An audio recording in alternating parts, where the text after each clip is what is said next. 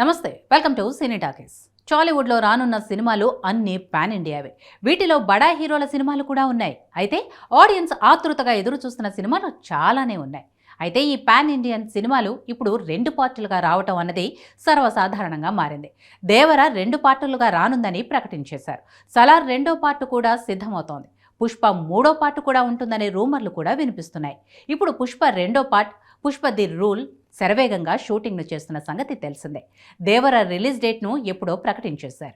Pushpa the rule విడుదల తేదీని already lock చేశారు. అయితే ఈ రిలీజ్ డేట్ విషయంలో ఇప్పుడు గందరగోళం నెలకొంది. సైఫ్ అలీ ఖాన్ షూటింగ్లో గాయపడటంతో బ్రేక్ ఇవ్వాల్సి వచ్చింది. మరోవైపు విఎఫ్ఎక్స్ పనులు కూడా ఆలస్యం కానున్నాయట.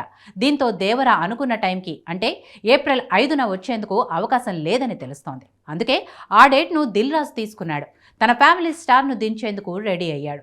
ఇక పుష్ప ది రూల్ కూడా అనుకున్న టైంకి రాదని తెలుస్తోంది. పుష్పలో కేశవ పాత్రకున్న ఇంపార్టెన్స్ తెలిసిందే. 2వ పార్టులో మరింత ఎక్కువగా ఇంపార్టెన్స్ ఉంటుందని సమాచారం. ఓ కేసులో భాగంగా జగదీష్ అరెస్టుతో కొన్ని రోజులు షూటింగ్ క్యాన్సిల్ చేసిన సంగతి తెలిసిందే.